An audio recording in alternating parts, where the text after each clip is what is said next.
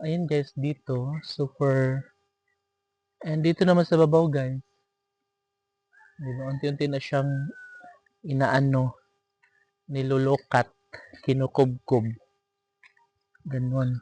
Wala, ano yan?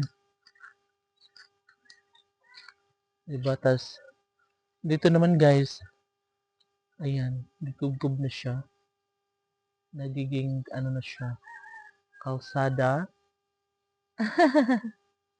Si Pauline, nagiging kalsada na siya, and, yeah, pabalik na tayo dito guys sa may kalsada, kay kuan man na pa may emergency meeting, and dong dali nga rita dong, and baka nandun na yung mga kasamahan ko, yung mga barangay officials, and para maka-attend tayo, nag-video lang talaga ako guys saglit para meron ako ma-upload sa aking YouTube channel, kasi malapit ako maka $100 guys, kaya panoorin yung video ko.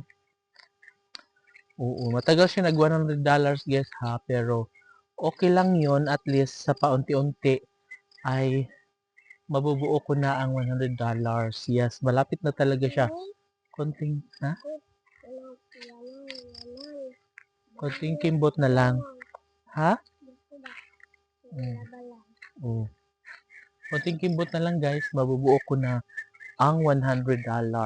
Kaya, sana i-share nyo ang aking video, panoorin nyo ng bonggang-bongga, no, para makasweldo na ako, para makabili na ako ng bigas. Ilang sako yun? Dalawang sako at groceries. Diba? Okay na yun.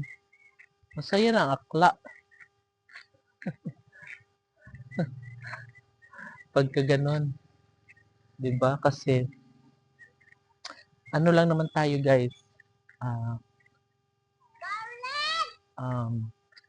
Tawag niyan?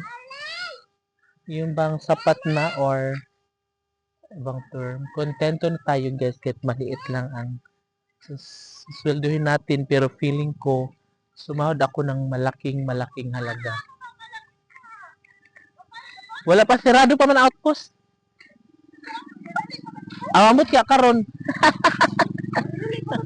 Mga tunak ko. Di ba guys, na dito. La, kisa na si Arami agsikan? Dili, yan lang. Si Yana yan? Hindi. So yan di pala yan. Si 30. So yun guys, yun. Kontento lang ako sa maliit na sahod, pero okay na yun. Basta meron. Fight.